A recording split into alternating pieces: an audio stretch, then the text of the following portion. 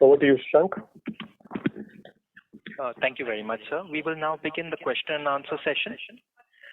Anyone who wishes to ask a question may press star and 1 on their touchtone telephone. If you wish to remove yourself from the question queue, you may press star and 2. Participants are requested to use handsets while asking a question. Ladies and gentlemen, we will wait for a moment while the question queue assembles.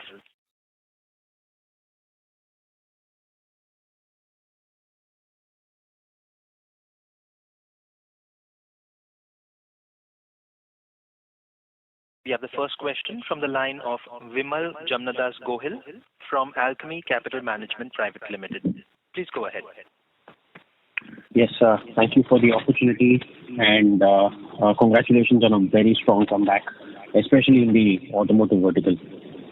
Sir, my question was actually, and I'm also pleasantly surprised by the growth rates reported in healthcare. On the comm side particularly, there has been some initial signs of revival in the semiconductor space globally. Semiconductor sales have picked up. Does that have any sort of positive impact on our comms vertical as a whole? Do we have some exposure there? If you can just give us some sense, and I'd have one more follow-up after that. Thanks. We have a very small exposure to the semiconductor side of the comms vertical. A lot of our communications business is driven through either operators, or telecommunication, providers, or the folks who make devices that go into the telecom market, right? So these are the main, focus area for us. Usually there is a lag between semiconductor sales and general market pickup. So I'm really hoping that what you say is true, and maybe in a couple of quarters from now we will really see the impact of that. As of now, I think we don't see a great uptick, but we are very, very having all those conversations with some of our key customers. A lot of deals that we are pursuing. However, closures have been very, we can't predict the closures, so that is why we're not able to give you a very firm update that next quarter things will really look up. Understood, sir. Sir, some sense on the auto deal wins have been pretty strong. Sorry to interrupt you. One moment, please. So we have a slight echo on your line, so I'll just need to reconnect the management. Please stay with us while we do so, sir.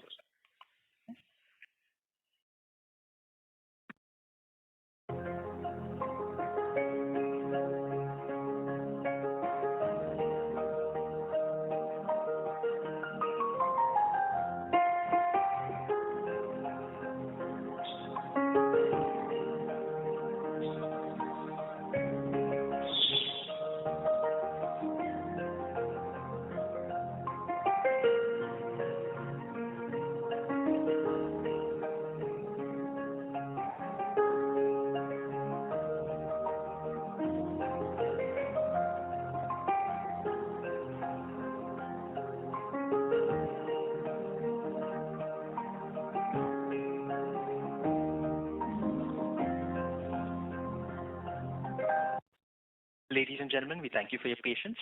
We have reconnected with the management. Vimal, you may go ahead with your question. Thanks. So, sir, just wanted some sense on the strong deal wins that we've had in auto. What would be the size over there? Any sense that we can get? And lastly, a question for Gaurav.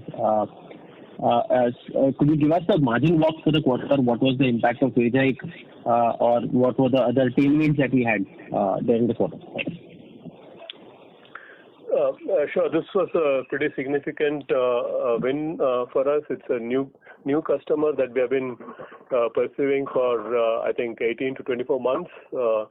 It's been a long pursuit, and very, very happy to inform that we have been able to close the deal in our favor, and it's a multi-year deal and a multi-million-dollar a large deal in our perspective. So which will definitely add to our automotive revenues in the subsequent quarters. So and more importantly, it's in a software-defined vehicle area, which is where we have also been investing significantly. So it's a validation of all the activities that we are doing in that area, and this will also be a landmark deal for us to really take it to other customers, with the auto OEM space. Hey, hi Vimal, this is Gaurav. I'm happy to share that our operating profit for the quarter, increased by 4.8% on a EBITDA level and on a profit before tax level of 6.3%. And on a year-to-year basis, it is 16.3 and 20.4. I think we're able to, drive overall optimization in terms of the cost and efficiency to, various levers during the quarter. And this is in spite of the wage increase. Last quarter we did only till the lower and the middle level. This quarter we completed our wage hike cycle for the year, where we covered all the senior management and the executive of the company. So salary increase for the the remaining management people for the quarter, that has a cost impact of 160 bps. If you also recall, last quarter there was a partial cost towards the RSU, which launched by the company last quarter. This quarter we have a full quarter impact of about 50 bips, compared to the last quarter. So both salary increase plus the ESOP has an impact of 210 basis points.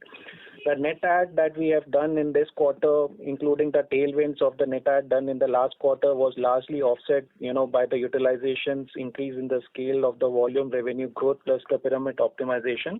So there, it can kind of, optimize and, offset the, against each other. So 210 basis points from the salary increases plus the ESOP impact was largely offset by the other, improvisations in the lever that we, dispose of in this quarter, which includes the other expenses. So we continue to optimize, rationalize our other expenses, be it travel costs, visa costs, sales promotions, and we also significantly, reducing our third-party contractors, because we have good strength in our bench, which we are, put to the billable projects, which was, one time, the last year it was a bit of worry because the attrition was high. Now attrition is also well, under control. So that gave us, lever in terms of, rotating people, third-party contractor with our own people. So including, reduction in the third party and other discretionary expense optimization, we have a saving of around 120 bips. And also there is a large cost increase in the last quarter towards various hardware tools, because there were certain deals which we kicked off in the last quarter at the end of the last quarter, where we need to significantly invest as part of the lab setups, other costs towards the tool, hardware and software. Those get more or less normalized in this quarter, which gave us another 120 bips. So, this 240 bips of improvisation against 210, cost inflation kind of give you 30 basis point of, improvement over the last quarter. And then that is at the EBITDA level. And then if you come to the EBIT level, there is an increase in the depreciation because we we added to our capacity, facility capacity that we are, having. Since we are adding people, we are growing. So we added couple of facilities as required by the, company to accommodate the increase in the headcount, since all the people, people have also started to come back to office. So at the EBIT level, that gives you, almost knock off all the, pluses and minuses, and, continue to, operate at the same 27.1% of EBIT what we operated in the last quarter. So with the revenue growth, that gave you almost 3.7% kind of a quarter-to-quarter growth. This quarter, on our other income, we have a significant gain due to exchange gain, which came positive. Our hedging strategy worked well in terms of protecting us, not only from the downside, but also provided some kind of exchange gain. Also, interest yield on our investment also help us in terms of increasing our other incomes. So overall, with the other income, better from the last quarter, at the profit before tax level, we able to increase our profitability by 6.3% on a quarter-to-quarter basis, and on a year-to-year basis by 20.4%. So in spite of, all the cost intake, including the wage hikes, including the RSU impact, but we have another lever at our disposal which help us to, maintain our profitability and rather improve in terms of the absolute terms. Thanks for that detailed answer, guys, and all the very best. Thank you. Thank you. Thank you. Ladies and gentlemen, if you wish to ask a question, you may please press star and one. The next question is from the line of Ruchi Burde Mukhija from Elara Capital. Please go ahead. Hi, I have a couple of questions. First, our industrial design revenue has crossed 100 crores a milestone. So how does this change your market position, and does this open new scale opportunities for you?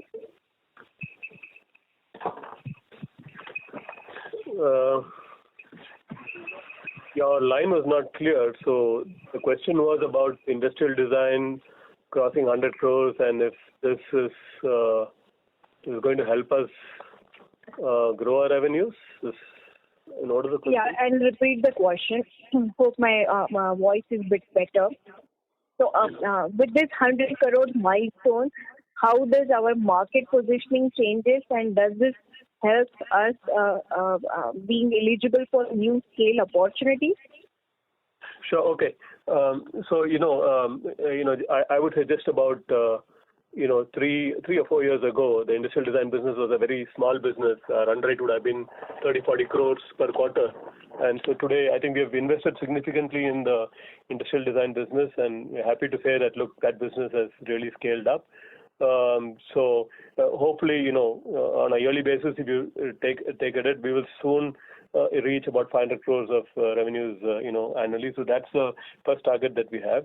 More importantly, design is such a critical differentiator for us from a margin lever perspective, from a positioning perspective, and any large deal that we usually bid for, there is a significant component of design, and that capability definitely helps us position the company very differently as compared to competition. So I'm very happy that standalone that business is scaling. More important, the combination of design and EPD business is what will help us scale rapidly moving forward, and that is the focus of the company. Understood.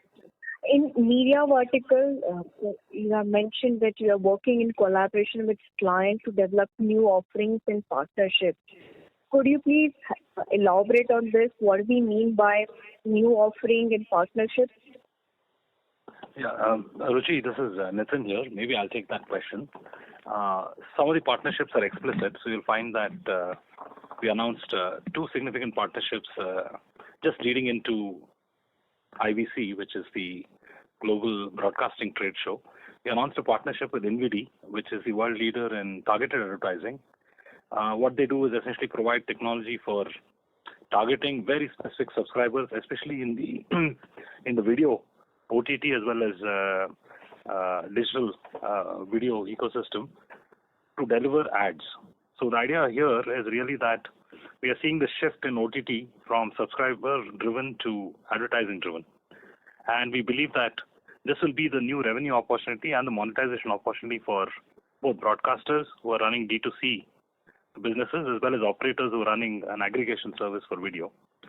So what we're looking at essentially is saying, look, there are 2 tracks that you can work with operators and broadcasters for. One is efficiency-driven, which is to look at what are you spending money on now, how much of that is engineering-driven, how do we help you through a combination of talent, capability, products, and offshoring, help you get to be even more efficient. I think the second strategy that we're deploying is growth and customer experience. The customer experience part will be driven by design, and the growth part or revenue part for customers will be driven by how do you monetize the services better. Can you look at ad deliveries? Can you look at things like FAST, which is the free ad-supported television? So essentially, those are the partnerships that we're crafting, especially in the media and communications vertical. Of course, what we have not declared to the market is the partnerships that we're crafting, especially with semiconductor vendors as well as hyperscalers. That fuels some of the digital engineering that we're doing for SDV, for connected medical devices, and so on. Understood. Will this be a growth mover, let's say in 12 months, 4 quarter time, or you see it scaling up very gradually and will take its own time? Yeah, so Ruchi, the partnerships are not meant to deliver immediate deals. I think they are a fundamental positioning tool, right? Because what you're trying to do is to trying to make sure that you're relevant in the context that is changing for our customers. So what's happening with the telecom industry is fundamentally you're being challenged for revenue, you're being challenged for growth, And therefore, you either have to focus on efficiency or on new revenue streams. And I think we are doing both in different measures. On the revenue streams, we are partnering. On the efficiency, I think we are the best in the business. Understood. Now, coming to your deal in the auto segment, as my understanding, in ERP, doing your way with incremental work was a way to go and scale the customer. But this deal sounds like an exception to this trend. So do you see these kind of deals being more in market compared to past trend, or this was one of such unique situation where you could break through with a large deal in a new client? I think there's no one answer there. We do a mix of both types of deals. There are such large deals that even though we are not a part of that, initial, it's not a customer, it's a new customer. But there is a pursuit that goes on, and we close such deals. We also have deals, wherein there are consolidation opportunities, where it's more about, how can you bring, value propositions to customers, based on the capabilities that you have, right? Especially from an offshoring perspective. And how can you take a larger pie of the current outsourcing from the customer? So you have both type of deals that are available, and the good part is, yes, there is a portfolio of such deals that we are going after. And as I said, this deal took a long time. So some of these large deals are not closing like earlier, where it used to get closed in 6 months or 8 months. Sometimes it takes 12 months to 18 months also for closure. So but we have to be patient, and we have to be focused on our objectives, and especially when it is critical for us and an important customer to have. I think we have a very good track record in such deals. So, Ruchi, maybe I'll just add to what Manoj said. I just want to call out an important difference. You can think of, in the IT context, renewal deals, where the contract given out to one vendor, and when the contract period is getting over, you call out for a whole set of new vendors and look at who can do better. But that typically who can do better is in terms of cost. The kind of entries that we are talking of are strategic entries where we are not replacing somebody else. We're getting all new because the customer is moving to an all new.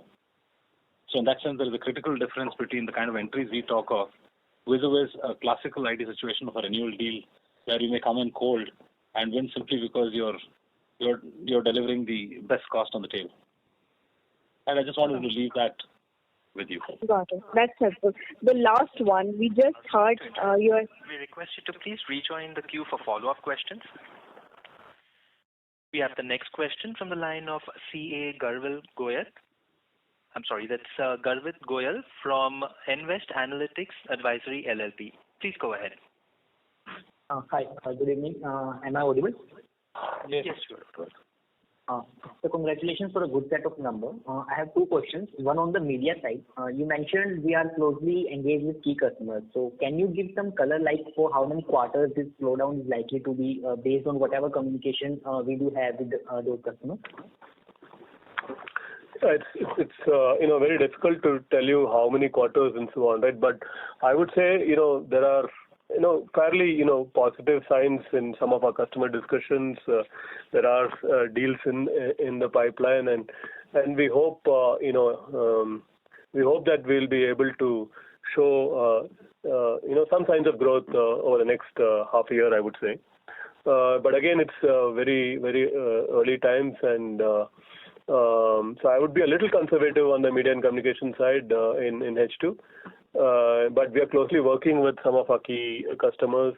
There are opportunities that we are going after, and definitely as compared to say the beginning of Q2, I would say beginning of Q3 we are in definitely a better shape as far as deal pipeline and the opportunities that we are chasing. So that gives me a little bit of confidence that things could be better for us in the H2 from a media and communication perspective.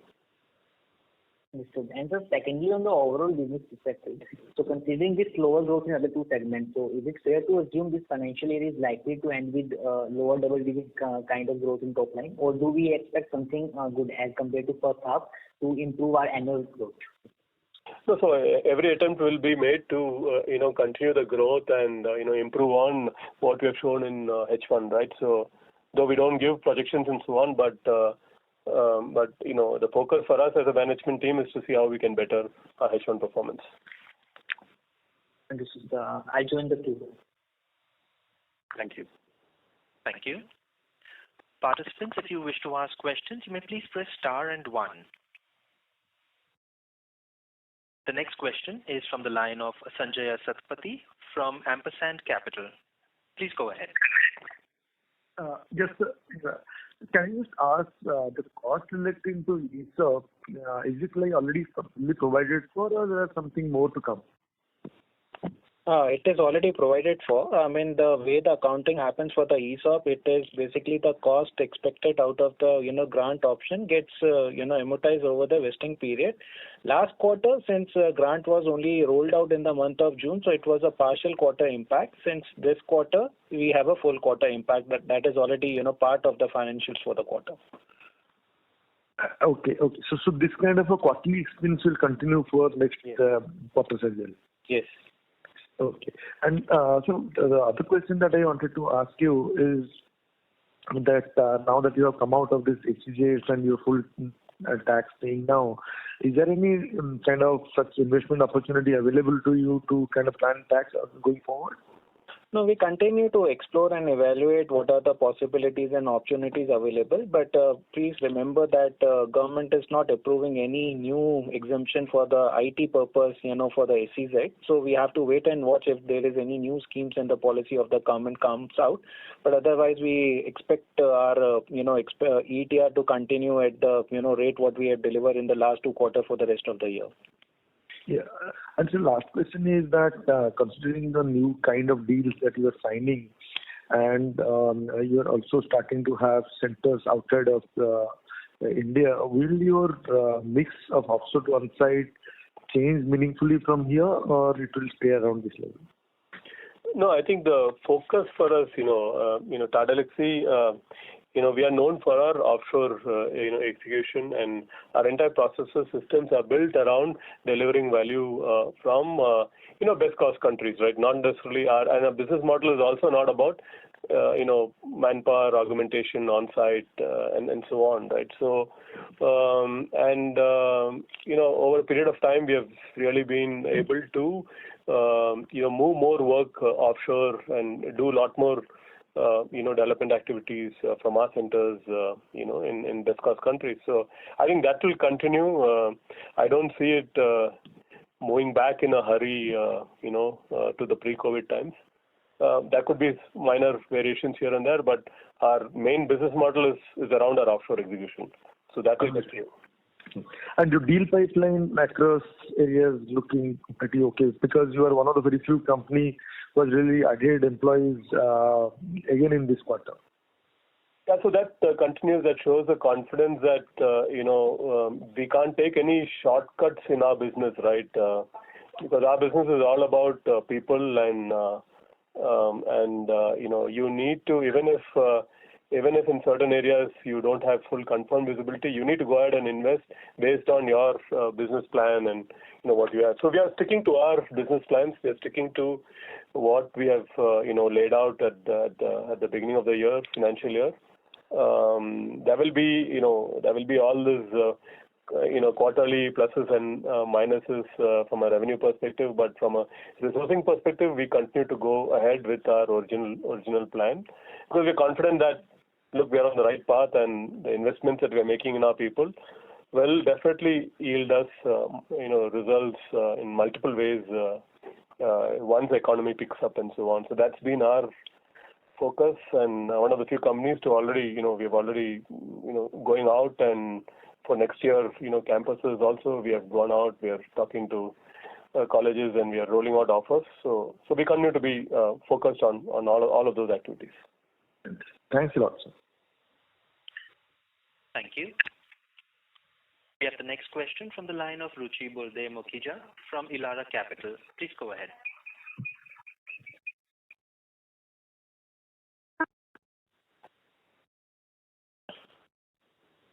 Ladies and gentlemen, the line for the current participant seems to have dropped from the queue. We will proceed with the next question, which is from the line of Jaya Jain from Astute Investments. Please go ahead. Hi. Thank you for taking my question.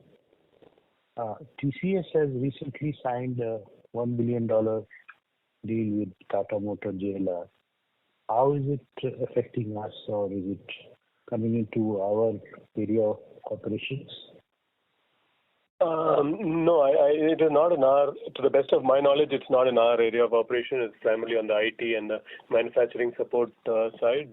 So I think it's a great deal, but it doesn't affect us. Okay. Thank you. That's all. Thank you. The next question is from the line of Ruchi Burde Mukhija from Elara Capital. Please go ahead. I hope I'm audible this time. Yes, Ruchi. So we heard from one of your larger peers about likely possibility of volatility in coming quarter given the geopolitical situation developing in Israel.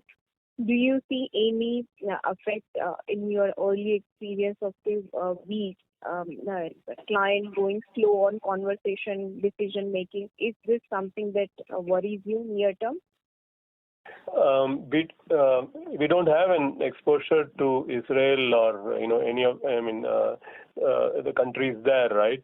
Of course, we have a small exposure to Dubai and Middle East. Having said that, it is pretty early. We don't have any. So far, we've not heard anything negative from our customers based on this. But if this spreads, right, if the situations becomes volatile and if this war spreads, and there is a spike in fuel rates and all of that, associated foreign currency fluctuations, all of that could impact our business in some way. From an end customer's point of view, it's too early. We've not heard anything so far. But if this spreads, I'm sure that there will be an impact, and it's hard to quantify that at this point in time. Understood. Thank you. Thank you. To ask a question, ladies and gentlemen, you may please press star and one. The next question is from the line of CA Garvit Goyal from Invest Analytics Advisory LLP. Please go ahead. Okay. Hello. Thanks for the opportunity again. Just want your opinion on healthcare segment. Like it shows some sign of recovery in this quarter. So how do you see this segment for upcoming quarters? Again, I think some good deal wins and some positive. And especially after a couple of quarters of relatively flat, I think we've been able to grow our healthcare business. That is definitely positive. So all the initiatives around our the digital space and connected health and so on, that's really helped us win new customers. Having said that, yes, there are a number of deals that currently we are talking to customers and so on. And as I said, the medical space decisions are slightly. It takes time, especially those large engagements and projects. The decision making is pretty long, and that continues. We don't see that.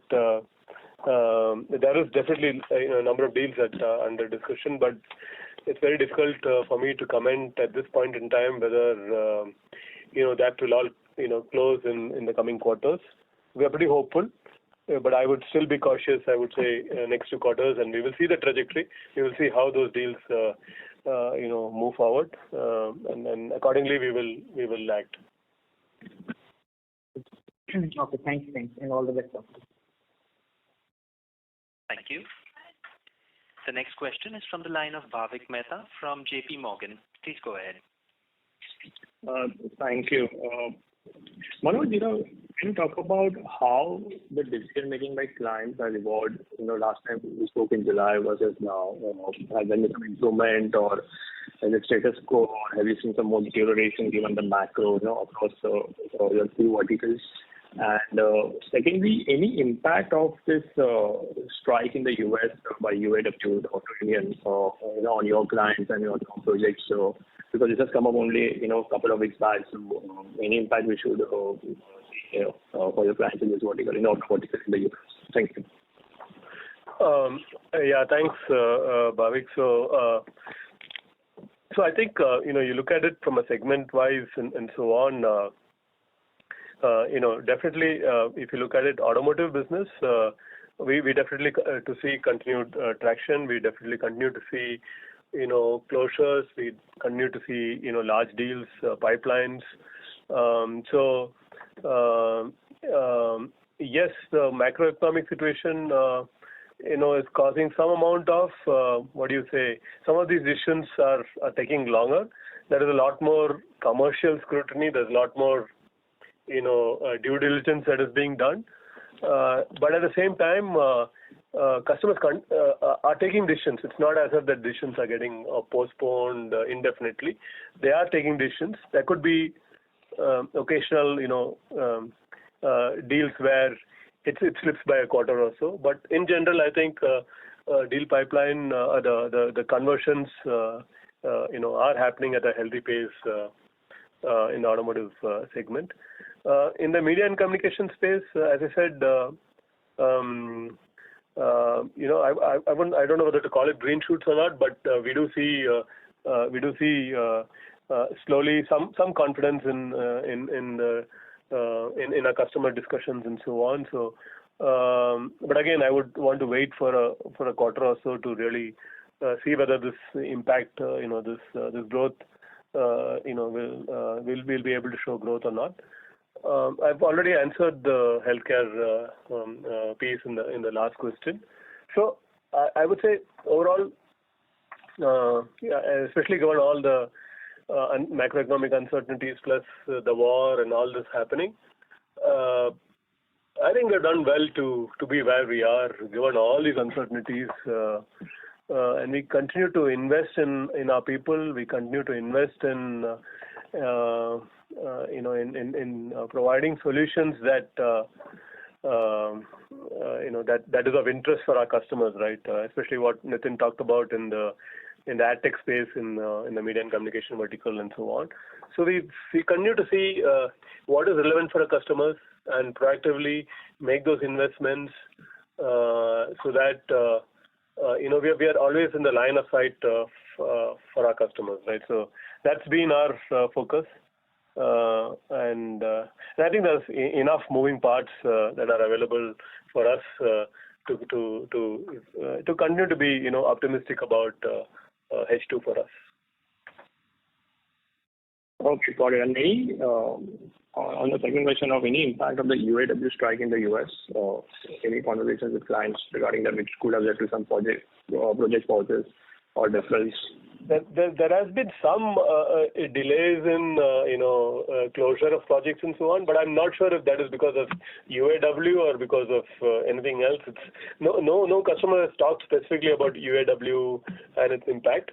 But I think it's an evolving situation. We'll have to wait and watch. I think this quarter we will know exactly the impact. Yeah, but Bhavik, I would call, this is Nitin here, I would call out a parallel to the semiconductor shortage. So if I look at semiconductor shortage leading to the delays in supply of vehicles to the market, union strike would have the same impact, which is to delay production and therefore supply of vehicles.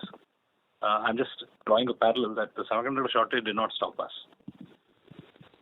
Got it. And lastly, any early signs in terms of what are you hearing from clients on furloughs for the December quarter?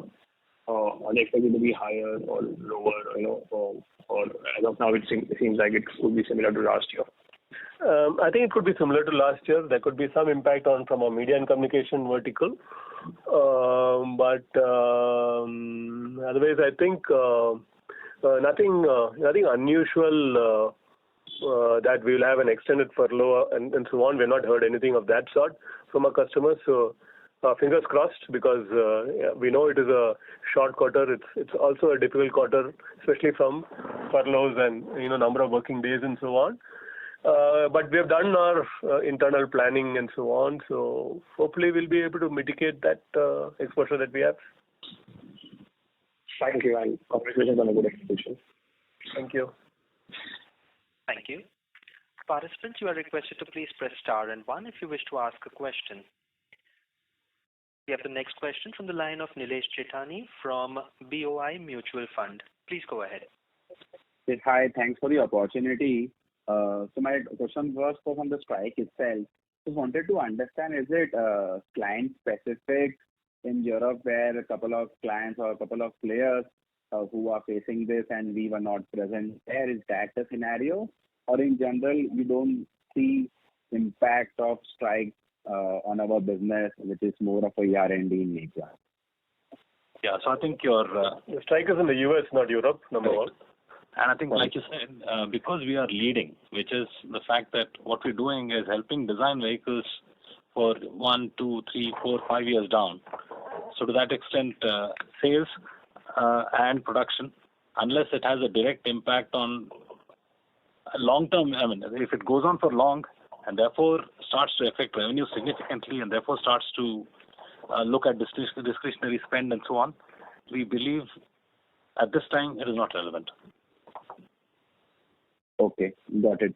And second question was on deal wins to revenue conversion. So a lot of peers, of course, not in the R&D side, but mainstream IT services have commented that deal wins may have a laggard or a lag impact on the revenue going forward. So given our strong deal wins, I see many of read-throughs in the presentation for automotive segment. Are we of the same camp where we believe revenue recognition would be delayed, or do we believe normal course of business action? I think, including this quarter's, growth has happened from the deal closures that we have closed in, last quarter and the previous quarter, right? To that extent, I think each deal is different, and I don't think that we will have a trajectory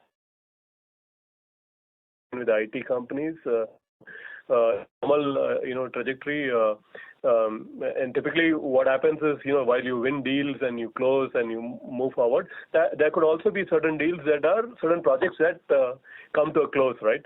So are you really adding, are you really covering up for all those revenues that go away because you have completed certain projects? So that is the critical point that, so that's a planning that we do internally to ensure that, even while projects come to a conclusion, deals come to a conclusion, there is enough of, items in the funnel and enough of deal closures that are there that can really take up that, even the engineering resources that are occupied in those deals can be moved to these new deals, and that's how we operate. Got it. And the last question from the margin perspective, just wanted to understand the little softness in the media space, etc. Do we expect margins to remain in the similar trajectory? I'm not asking for an exact number, but color on the same, or the other businesses have capability to drive margins from here on also? No, margins, if you had seen, right, as compared to last quarter, in spite of all the, employee costs due to salary hikes and ESOP costs and number of costs that has come into the, we have been able to mitigate all of that, right, in spite of media and communication being pretty flat. So I think we have modeled our business around that, and so we are pretty comfortable where we are. Yeah.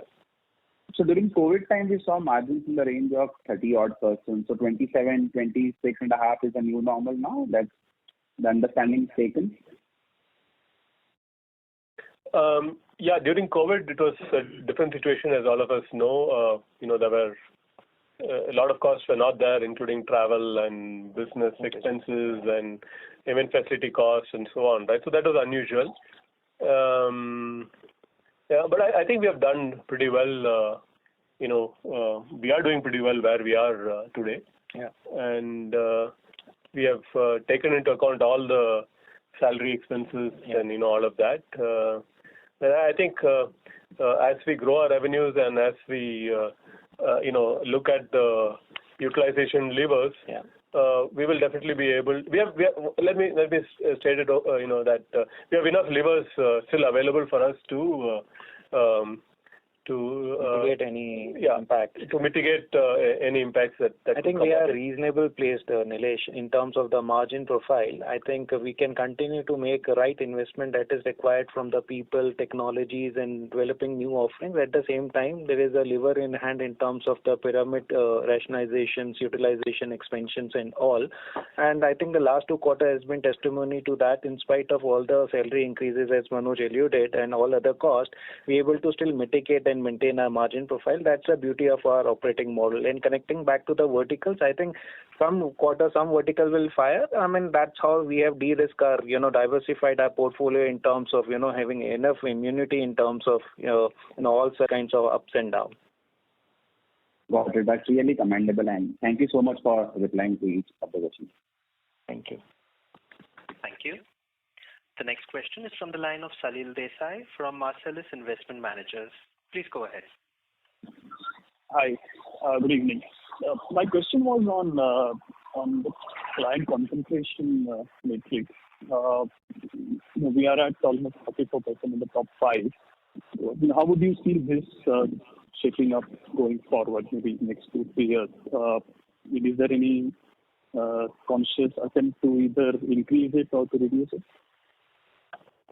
No. So our focus would be to definitely look at growing the top 10 and the top 20 customers, right? So we are not necessarily only focused on the top 5 customers. Top 5 customers are important because they bring us volume, scale, and we have a far more stronger management connect with those customers. So I think we'll continue that because a lot of the growth of the organization come from these top 5 and top 10 customers. So moving forward, 2 to 3 years down the line, I would really, it's very, very difficult at this point in time to say that we don't have a target saying that, look, we have to maintain this and so on.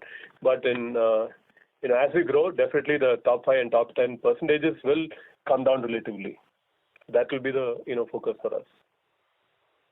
But no deliberate attempts to. No deliberate attempts. Yeah, no deliberate attempts. Yeah. Oh, great. Thank you very much. Thank you. We have the next question from the line of Akshay Ramnani from Axis Capital. Please go ahead. Hi, thanks for taking my question. So, first one was on the auto vertical side. So, while in the past, and this was about scale. I'm sorry, my voice is getting echoing. Hello, am I audible? Yes, you are audible. We can hear you, Akshay.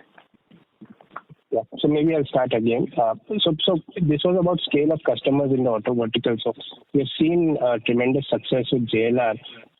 If you were to take a look at your clients from a scale perspective, how many strategic customers would you think you have in your current portfolio for OEMs or tier 1 suppliers to get to the similar scale or higher what JLR is currently at? And what would be the service areas be like for them to drive scale in those accounts? So is it going to be more from SDV side, connected side, or electrification side? So if you can help us understand that arithmetic there.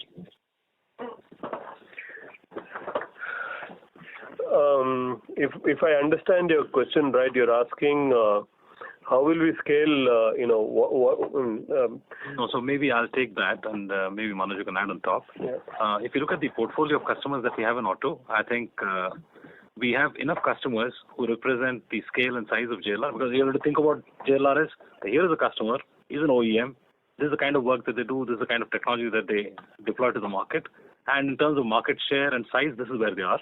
So do we have customers who are bigger than them, who represent much more scale? Definitely yes. Do we have an intent to grow some of them and hopefully all of them to sizes equal to JLR and more? Yes. And I think that's the path we are on. So I can be very frank about that. There is a whole set of customers who have the same capability to scale as JLR can, right? But of course, it takes time. You need to build that strategic relationships and intent. In terms of service areas, the way I see it, SDV is an overarching concept, but ultimately, if you break it down within, you will still have connected, you will still have autonomous, you will still have electric, because these are foundation pillars for what SDV will be built on. SDV will then further add an architectural layer, a hardware aggregation layer, and an off-car data layer. So in our view, everything that we do, I think, is absolutely aligned to where the industry is going. Got that. And Nitin, maybe if you can also add some flavor of timeline. So maybe your customers, what is the time horizon to complete all of the SDV programs, the autonomous program, the reimagining of architecture inside the car? What are the customers' average duration timelines for completion of such projects in their models? Yeah, so I think, Akshay, that's the interesting part, right? I think we are set for a fairly long-term transformation path for automotive. Why? Because there is no one right answer, first of all. Everybody will experiment. And part two, there is no one right answer that will last forever. So there's no one architecture that will be valid, let's say, 5 years down. So that is why I think you will find generations of architectures that will come up, each of them being fueled by what is the state of technology at that time, what is the state of compute and hardware at that time, and what is the state of connectivity, and what you can offload to the cloud, what you can do at the edge. So in my belief, we are in for a cycle where there are going to be 3-4 pivots of the architectures for cars as you talk of SDV. So there is no one single ideal architecture, and the question only is about how fast do you get there. And that is what makes automotive so interesting. Why I ask this is because auto industry is used to reusing and recycling the platforms which they build. So that was the intention of that question. But I get your point. Right. And I think maybe I'll only add one more item to that, just to clarify. The other big difference that's happening with SDV is the fact that the car is connected means that you're not going to reuse to the extent that, okay, I've done this now, I don't need to do anymore. I think the whole point of SDV is, now that you have software, everything is software controlled, how do you drive innovation week by week? So automotive customers are now going to have to think like an Apple and a Google, which is what features do I deliver this week? What features do I deliver next week? That's very helpful. The next question is for Gaurav. So Gaurav, other expenses declined sharply this quarter, and you explained it very well at the start of the call. But the question is more that this line item has been declining for 3 straight quarters and continues to be very volatile. So from a sustainable basis, how should one think about this particular item? So this has been declining. I think it has been a conscious effort from the company perspective in terms of, optimizing some of the costs. There was a sharp increase, immediately after, the COVID-related closures was open and all those things. But I think we have made all the effort in terms of variabilizing all the cost in tune to the, the scale of the business, and wherever possible, optimize those costs. This also includes, remember the third-party contractor cost, which was, heightened, during the time of the COVID and entire supply chain disruption was happening. So now with the bench strength that has been built by the company over the last few quarters with the trained people available, we are slowly, gradually, declining our dependence on the, contractor and, rotating with our own people, which helps in terms of our, managing our people cost also and reducing some of the, other cost, other expenses as well. And also, I think this quarter we have, some collections and provision doubtful debt, reversals, which is a small amount, but I think we would be able to sustain as a percentage to the, other expenses as a percentage of revenue for the coming quarter. I think, especially with the, growth and the scale that we see in the coming quarters. So I think we believe it is quite comfortable, and we are confident that we will be able to, deliver it at these levels. Got it. Can you please quantify that provision reversal if possible? It's a small amount, but yeah, it adds up, but it's a very small amount. It's maybe 0.2, 0.3%. Got that. Thank you, and best of luck. Thank you. Thank you. Ladies and gentlemen, we request you to please restrict your questions to one question per participant. We have the next question from the line of Apurva Prasad from HDFC Securities. Please go ahead. Yeah, good evening. Thanks for taking my question. I have a question for Nitin. Nitin, you referred to the two tracks earlier in the media communication vertical. So just wanted a sense on between the efficiency-driven track that you referred to versus the second track of customer experience and monetization. Do you see any change in either of those segments, say, from how the pipe was looking at the beginning of the quarter versus, I mean now? I think it will be a little too early to say, Apurva, in the sense that if you look at it, on one hand, there is a big play of digital and AI in both tracks because you can drive efficiencies through use of AI and digital. You can also, and necessarily all the new revenue streams that you're talking of are also predominantly technology and AI driven. I think the point that Manoj made, I think I'll use the same words. I think we are seeing green shoots of a lot more conversations and a lot more relevant conversations that promise to be deals. Now, I think it'll be still too early to say whether this will have an impact in Q3 or we have to wait a little longer. All right, got that. And just finally, the headcount addition, Manoj, how should we expect that for the next 2 quarters? Similar run rate as this quarter? I would assume so. I mean, we're not stopping our hiring engine, so that continues to chug along. So that will be, of course, plus or minus, but we continue to add, people. Got it. Thanks, and all the best. Thank you. Thank you. Thank you. The next question is from the line of Tushar Bora from MK Ventures. Please go ahead. Yeah, thanks for the opportunity and congratulations to the management for an excellent set of numbers. Sir, in terms of the diversity, in terms of domains, can you highlight work being done in, say, space side and offshore and aerospace and things like that, which are still not yet categorized separately, but management has highlighted that at some point we will do so? Yeah, maybe I can take that, Tushar. I think if you look at it, our hands are full at this time with automotive. So if you look at 4 years back, even before COVID hit us, we were starting to see certain signs of stress in the automotive sector because everybody was pouring money into areas and things that they should not logically be doing, including shared mobility and so on. So we believed that there was going to be stress and we needed to de-risk.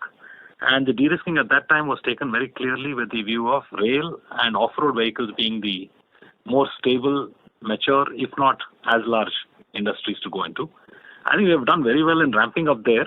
But the problem that we have now is that the demand in automotive is so much that it is consuming everything that we can and more. So to that extent, we are actually starving some of the areas that we already are in, just to be able to fuel the growth that we need in automotive. Aerospace, I think we bring all the right capabilities because you look at the ingredients of what is needed in terms of software, in terms of mission critical capabilities, in terms of fail-safe systems, we bring everything that is right. If you look at the kind of work that you've done for ISRO or HAL and so on, you will actually find it demonstrated. But is it worth getting our feet and jumping in deep into the aerospace pool? We are not so sure as yet. So right now, I think it will be a little bit of a dipstick model in aero because we need to be very clear that we'll not only be able to get in, we'll be able to scale and differentiate. I think we are always very careful about qualifying those two parts. So I think it will be a little bit of a skunk works for a while. Second, sir, in terms of the disruptive components, or I will say that, technologies which have the ability to accelerate, like using Meta, for example, virtual and augmented reality, or the generative AI piece of it. If you can highlight anything meaningful qualitatively or quantitatively in terms of number of conversations or nature of conversations, or how you are being able to come up with some differentiated assignments, something that gives a view as to next 2-3 years how things could be for the company. Yeah, I just don't want to generate auto text on the subject. I think I'll simply put it this way. as Tata Elxsi, I think we're very, very focused on identifying trends that we believe will pick up. If not 1 year, maybe 2 years, 3 years, 4 years. So we look at it in horizons. And in that sense, AR and VR is something that we've been doing from 2016. Right?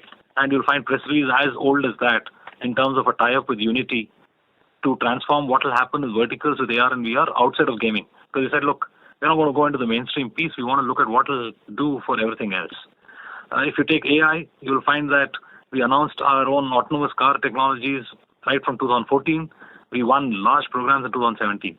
So the point I'm trying to make is that you can take any technology line, AR, VR, metaverse, you can take cybersecurity, you can take AI.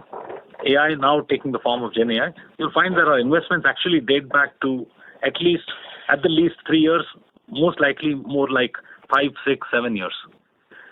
Gen AI, I think, is just the latest piece on the bandwagon. I think the interesting part about Gen AI is it's all pervasive because it seems to have an impact on almost everything that is being done, especially if it's related to text, image, and voice.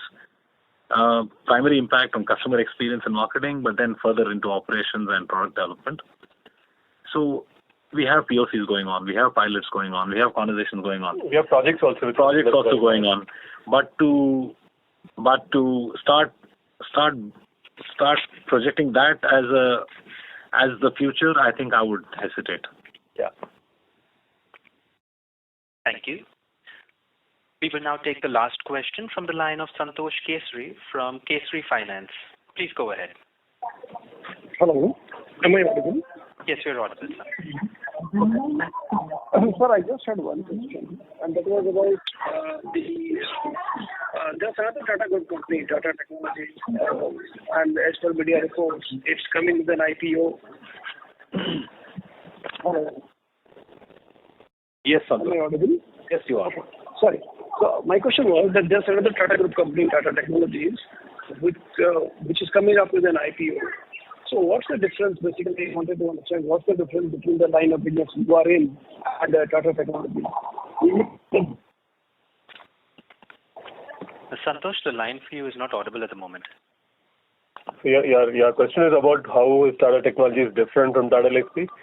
Yeah, I mean, Tata Technologies has always been there, for many years, right? It's just that they're going their IPO, hopefully in this quarter.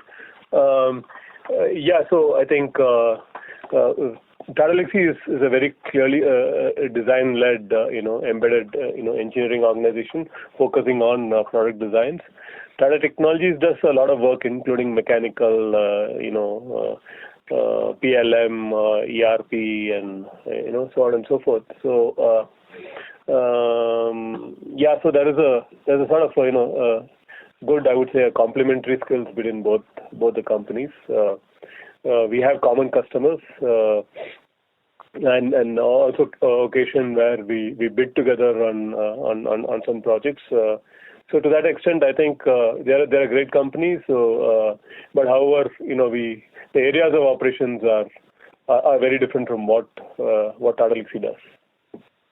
Okay, so I can say that you are in high-tech engineering and they are into something like especially for automotive customers into ERP and production and factory-led engineering. Yeah, PLM and so on and so forth. Yeah. Okay. Thank you so much. That was my only question. Thank you. I would now like to hand the conference over to the management for closing comments. Over to you, sir. Thank you, everybody.